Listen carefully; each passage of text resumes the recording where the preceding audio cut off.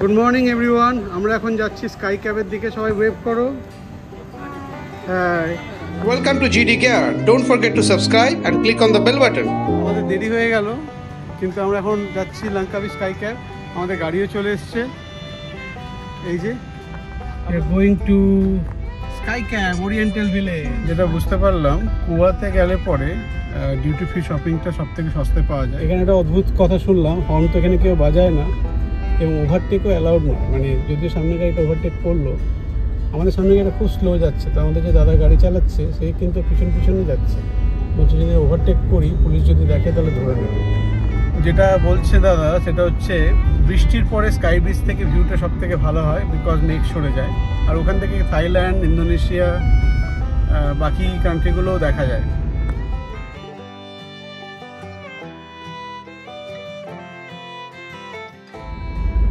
এটা একটা গ্রাম, এখানকার নর্মাল গ্রাম।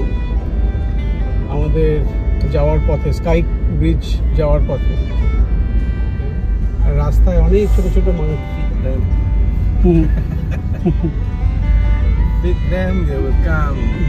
আমরা ওরিয়েন্টাল ভিলেজে চলে এসেছি। এখানে গ্র্যাব পার্কিং হলো। এখন আমাদের তো অলরেডি ক্লুব দিয়ে কাটা আছে টিকিট, সেটা নিয়ে এখন কাউন্টারে দেখিয়ে উঠে যাব। দেখুন কি সুন্দর beautiful area, such a beautiful place. এখানে প্রচুর ছবি আছে ভালো। আমি রেকমেন্ড করব ক্লুব থেকে টিকিট কেটে আসুন। ক্লুকের টিকিট একদিন আগে কাটতে হয়, আর ক্লুকের টিকিট থেকে আপনি প্রায় পার হেড 300-400 টাকা কম দামে পাবেন। আর কোনো জায়গায় কোনো ভালো ডিল আপনি পাবেন না ক্লুক ছাড়া। এনিওয়ে, এখানে আমরা শুধুমাত্র স্কাই ব্রিজ, ওরিয়েন্টাল ভিলেজ এবং স্কাই ডোমের টিকিট কেটেছি। এই জায়গাটায় অনেকগুলো মাছ আছে, তেলাপিয়ার মতো লাগলো। আমার অভিজ্ঞতা অনুসারে স্কাই ব্রিজটা তো অবশ্যই করবেন এবং স্কাই 3D মিউজিয়ামটা অবশ্যই করবেন। ইগল নেস্ট আপনি চাইলে স্কিপ করতে পারেন। ওরিয়েন্টাল ভিলেজটা কিন্তু বেশ বড়, অনেক কিছু আছে, একটা জুও আছে, চাইলে ঘুরে দেখতে পারেন। 3-4টে খাবার ভালো রেস্টুরেন্টও আছে।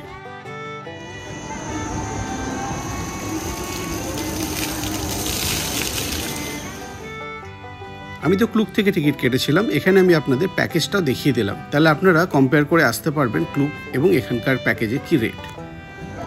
আমি যে ক্লুক থেকে ভাউচারটা কিনেছি সেটা এখানে রিডিম করব, তারপরে মেন লাইনের দিকে যাব। এখানে ক্লুক ভাউচারটা দিয়ে দিলাম, রিডিম করব কাউন্টারে।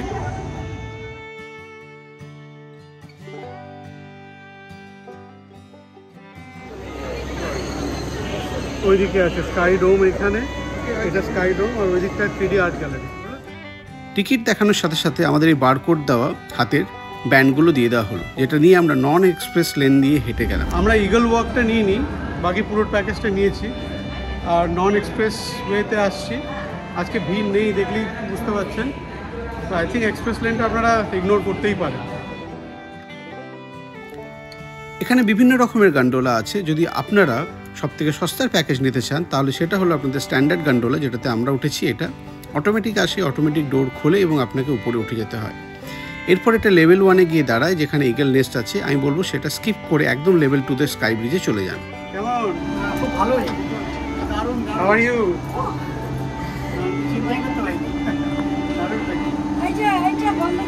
বন্ধ করে দেবে? এই দেখো বন্ধ হচ্ছে অটোমেটিক, তুমি খুলতে পারবে না চাইলে। এসি নেই এটাতে? এখানে টিভি আছে, আর এই হচ্ছে ভিউ এদিক দিয়ে।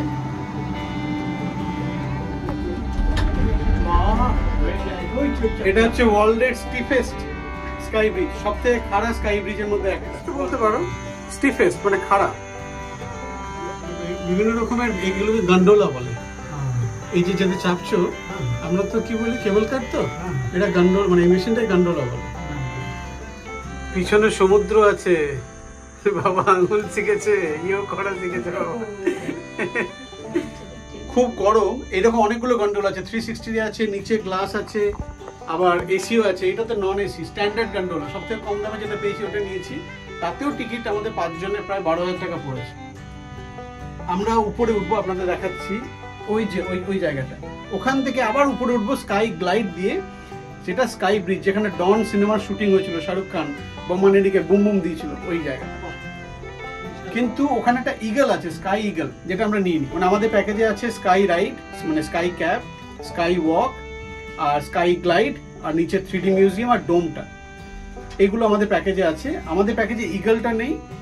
আর ওই যে এটা ওঠার পরে, স্কাই ক্যাবে ওঠার পরে স্কাই ব্রিজ যাওয়া পর্যন্ত হেঁটেও যাওয়া যায়, কিন্তু আমি হেঁটেটা নিইনি। আমি আর উনি হয়তো হাঁটতে পারতাম, কিন্তু বাবা মা পারবে না বলে ওই হাঁটাটা নিইনি। তো ওইটা স্কাই গ্লাইড নিয়েছি। ওটা চাইলে আপনি হেঁটে গেলে আপনার 16 রিঙ্গিট বাড়ে। আমরা ওয়ার্ল্ডের স্টিফেস্ট স্কাই ব্রিজটাতে উঠে যাচ্ছি। ওয়ার্ল্ডের লংগেস্ট কেবল কারও চাপবো নাকি ফুকোকে, দেখা যাক যদি সেটা হয়। ফুকোকেও যাও। তবে চোখ বন্ধ করে আছিস কেন? ভয়ের কিছু নেই, তুমি তো ওয়ার্ল্ডের ব্রেভেস্ট গার্ল। প্রায় 5 মিনিট মতো লাগলো আমাদের এইখানটায়। ওই যে স্কাই ব্রিজ। এই পোর্শনটা হচ্ছে লেভেল 1, যেখানে ইগল নেস্ট আছে। এখানে আপনারা ফেরার সময় আসুন, প্রথমেই স্কাই ব্রিজ থেকে দেখে এখানে আসুন, তাহলে আপনারা অনেকটাই সময় বাঁচাতে পারবেন। হ্যালো,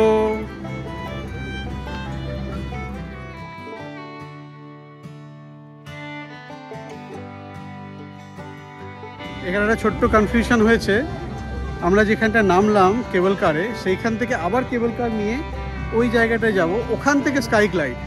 এই যে স্টপটা আছে মেনলি ইগল নেস্ট দেখার জন্য, যেটা টিকিট আমরা কাটিনি, কেটে দিয়েছি। এগুলো অটোমেটিক চলে আসে, অটোমেটিক উঠে যেতে হয়, মানে দাঁড়াবে না। বাপের মা ম্যাচিং। এটা দিয়ে স্কাই ব্রিজ যাওয়া যাবে, যেটা গ্লাইড। এটা আপনারা না কাটলেও পারবেন, হেঁটে যাওয়া যাবে, খুব বেশি দূর না। এখানে আমাদের একটা ছবি তুললো, যেটা পিছনের ফটো বুথ থেকে আপনি বিভিন্ন রকম সভেনিয়ারে পেয়ে। ওয়াকে যেতে চান এদিক দিয়ে যেতে পারেন, যাওয়া যায়। আর ওইটা ব্রিজ যাওয়াই যায়, এই টাকাটা আপনারা সেভ করতে পারেন, খুব বয়স্ক না হলে। আর এটা স্কাই গ্লাইডের লাইন, এখানে স্কাই গ্লাইডের ব্যাচ লাগিয়ে দিচ্ছে। স্কাই গ্লাইডের ওয়েট টাইম 30 মিনিটস অ্যাপ্রক্সিমেটলি।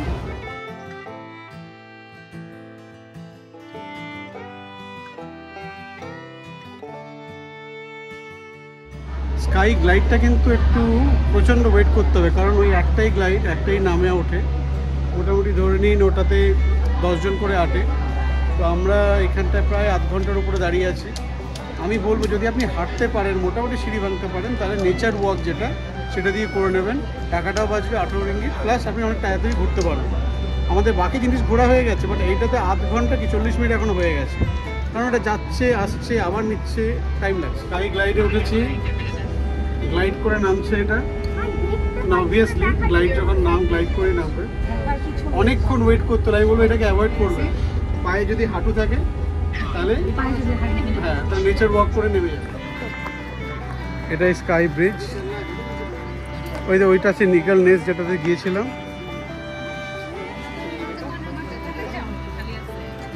আচ্ছা, ওইখান থেকে এলাম স্কাই গ্লাইড করে।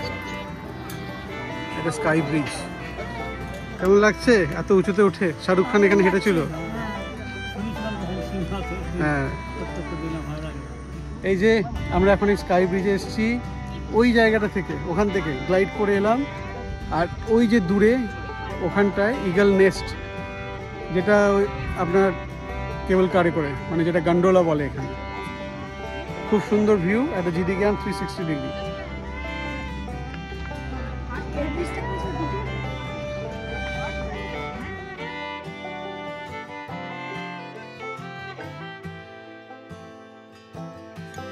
ব্রিজটা কিন্তু দুলছে, ব্রিজটা দুলছে, অদ্ভুত লাগছেনটায়। গ্লাস, খালি পায়ে দাঁড়াতে বলেছে, সলি কাঁপছি। ফিলিংটা দেখুন। এই যে ব্রিজ,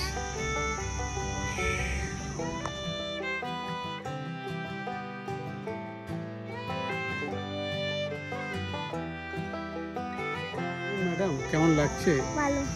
তোমার তো অবস্থা খারাপ হয়ে গেছে, তোমার ভয়ে অবস্থা খারাপ হয়ে গেছে। ভয় কি আছে, তুমি তো ব্রেভ গার্ল।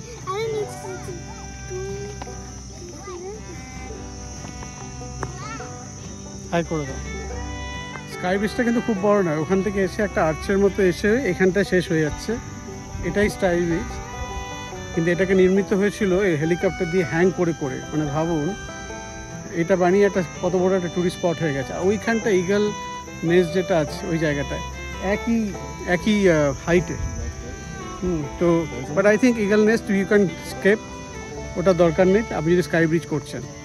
আর স্কাই গ্লাইডটাও আপনি স্কিপ করতে পারেন যদি আপনি হাঁটতে পারেন। সঙ্গে পানিও আনতে পারেন, কিন্তু প্লাস্টিক বোতল ক্যারি করবেন না, যেটা নিচে রেখে আসতে হয়। পরে আবার চাইলে আপনি সেটা নিয়ে নিতে পারেন।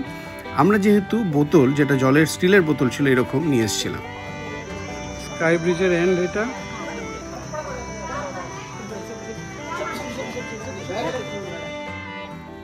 এখানে স্কাই ব্রিজের হিস্ট্রি এবং কীভাবে তৈরি হয়েছিল সেটা দেখানো হয়েছে, কত উঁচুতে এটা আছে, কোন লেভেলে কোথায়, এবং হেলিকপ্টার দিয়ে যেভাবে উপর থেকে হ্যাং করে করে বানানো হয়েছিল।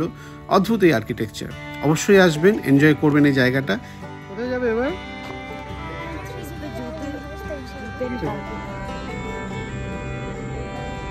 এইটাই সেই স্কাই ব্রিজ যেটাতে হেঁটে এলাম। এখন যাচ্ছি লেভেল 1, ওখানে নেমে ইগল নেস্টে যাওয়া যায়, তারপর লেভেল গ্রাউন্ড 0। তো আমরা ওখান থেকে এখন ডাইরেক্ট চলে যাচ্ছি, আমরা গন্ডোলা চেঞ্জ করছি না। বিউটিফুল।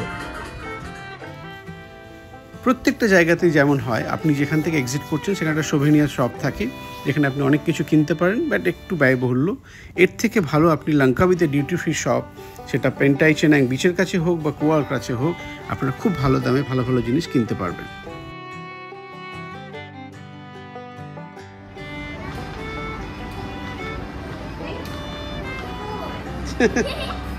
ভিতরে খেলার জায়গা আছে নাকি বাচ্চাদের? এবার আমরা স্কাই ডোমের দিকে যাচ্ছি, উপরটা হয়ে গেল। তারপরে এখানে 3D আর্ট গ্যালারি। এরপরেই আমরা চলে এসেছি ডোম শো দেখার জন্য, যেখানে বেন 10 আছে। শোটা মন্দ নয়, ভালো, বাট এর থেকে ভালো শো তো আমি কলকাতায় দেখেছি।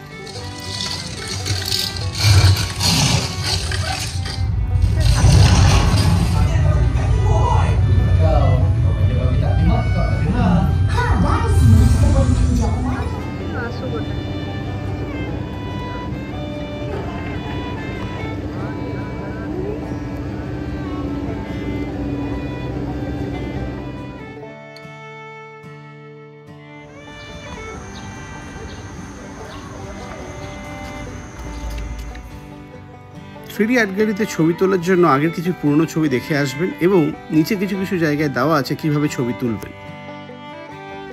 3D আর্ট গ্যালারিটা কিন্তু অনেক বড়, আপনারা একটু টাইম নিয়ে ঘুরবেন। লোকজন একটা দুটো ফ্লোর দেখে পেরিয়ে যায়। এই যে পোর্শনটা দেখছেন, এখানে লোকজন বসে থাকে, একটা 3D শো হয়, যেটা আপনাদের আমি দেখাচ্ছি।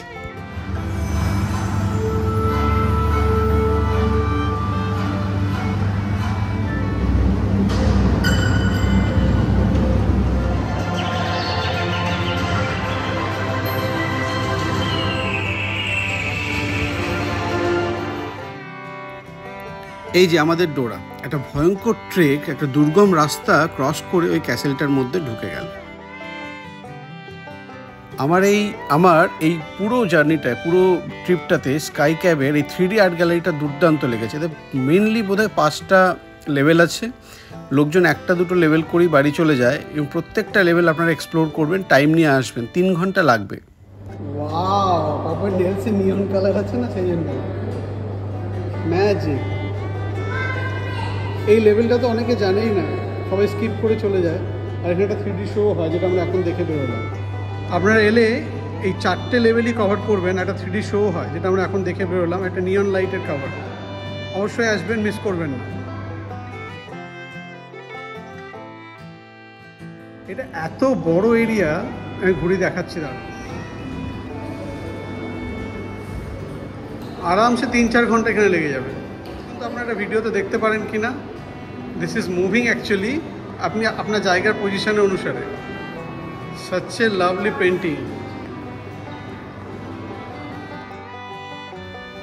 লঙ্কাবিতে অনেক রকম প্যাকেজ ট্যুর হয়, আইল্যান্ড ট্যুর, ম্যানগ্রোভ ট্যুর। আমি বলবো স্কিপ করতে পারেন, কারণ কলকাতায় বা কলকাতা আশেপাশে ওরকম ট্যুর প্রচুর কিছু হয়। সুন্দরবন দেখে থাকলে ম্যানগ্রোভ লাগবে না। আর যদি আপনি এখানে আসেন, ওরিয়েন্টাল ভিলেজে 3D আর্ট গ্যালারিটা মাস্ট, স্কাই ব্রিজটা মাস্ট, অবশ্যই দেখবেন। এটা কিন্তু অপূর্ব একটা অভিজ্ঞতা আপনাকে দিয়ে যাবে। যাই হোক, আমাদের এখানকার জার্নি শেষ। পরের ভিডিওগুলোর জন্য সাথে থাকুন জিডি জ্ঞানের, এবং জিডি জ্ঞান আপনাকে এরপরে নিয়ে যাবে কুয়ালালামপুর।